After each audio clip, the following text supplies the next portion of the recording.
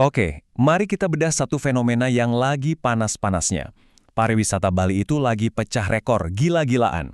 Tapi, di balik angka yang keren banget ini, ada tantangan-tantangan baru yang jujur aja cukup rumit buat para pengelola hotel. Anggap aja ini panduan singkat buat Anda semua untuk navigasi di era baru pariwisata Bali. Oke, pertama-tama biar kebayang skalanya, kita lihat dulu deh seberapa besar ledakan pariwisata yang lagi terjadi di Bali sekarang. Angka ini penting banget, karena inilah yang jadi pemicu semua perubahan yang bakal kita omongin. Coba lihat angka ini. 7,05 juta wisatawan mancanegara di tahun 2025. Ini bukan cuma sekedar pulih dari pandemi loh. Ini rekor tertinggi dalam satu dekade terakhir.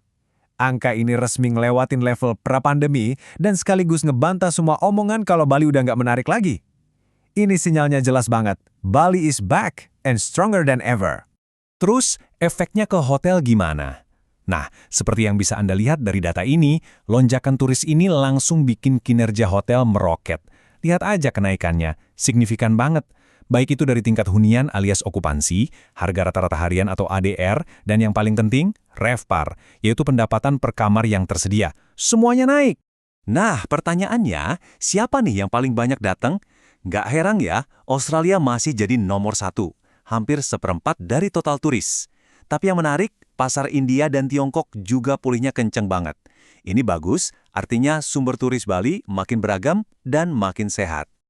Sampai sini kelihatannya kan indah banget ya, kayak mimpi jadi nyata buat para pebisnis pariwisata. Tapi, selalu ada tapinya kan?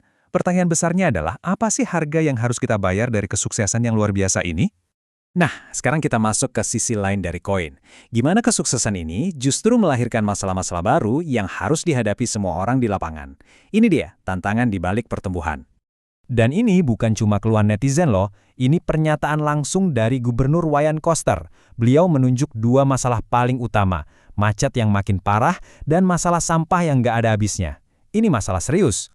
Sekarang kita ngomongin soal duitnya. Ini nih, sinyal bahaya yang harus diwaspadai. Hotel Anda mungkin penuh, okupansi 100%, tapi itu bisa jadi cuma ilusi.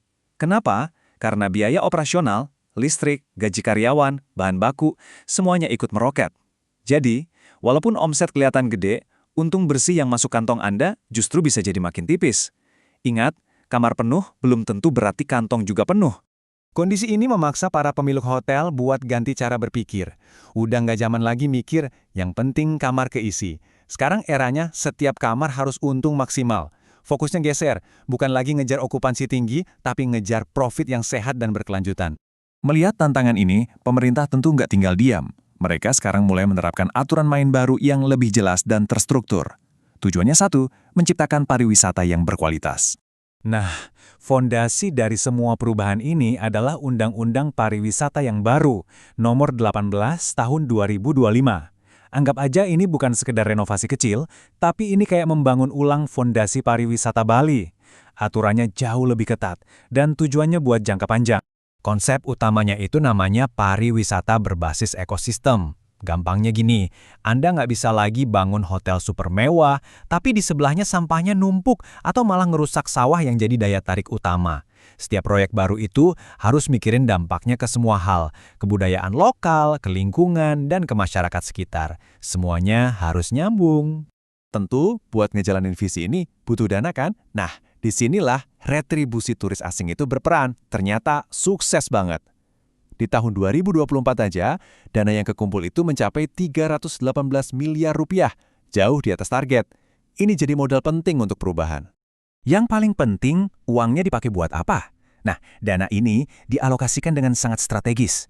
Nggak hilang tah kemana, tapi langsung dipakai buat ngatasin masalah yang tadi kita bahas. Melindungi lingkungan, beresin masalah sampah, dan melestarikan budaya Bali. Jadi siklusnya positif. Oke, kita udah bahas angkanya, masalahnya, sampai kebijakan pemerintah. Sekarang, bagian yang paling penting buat Anda. Terus kita sebagai operator harus gimana?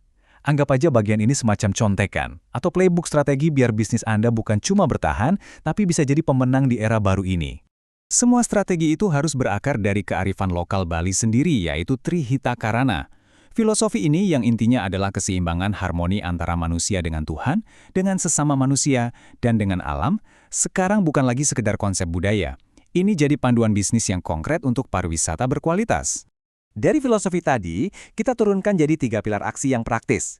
Pertama, disiplin harga. Stop perang harga. Jaga nilai properti Anda. Kedua, tim yang fleksibel. Lupakan struktur tim yang kaku. Bangun tim yang lincah dan bisa cepat beradaptasi. Dan yang ketiga, pengalaman unik. Jual cerita bukan cuma kamar. Bikin pengalaman menginap di tempat Anda jadi alasan utama tamu mau datang. Jadi kalau mau disimpulkan, jadi 2 aturan simpel. Yang harus dilakukan, jaga harga Anda mati-matian dan jangan terlalu bergantung sama diskon gila-gilaan di OTA. Yang jangan dilakukan, jangan cuma karena lihat turis ramai, Anda langsung gegabah bangun hotel baru. Pertumbuhan ke depan itu butuh perhitungan matang, bukan cuma asumsi. Kita tutup dengan sebuah pertanyaan untuk direnungkan.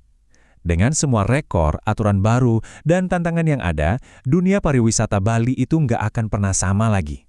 Pertanyaannya bukan lagi apakah Bali akan ramai, tapi apakah bisnis Anda sudah benar-benar siap untuk menghadapi dan menang di era baru yang jauh lebih kompleks ini?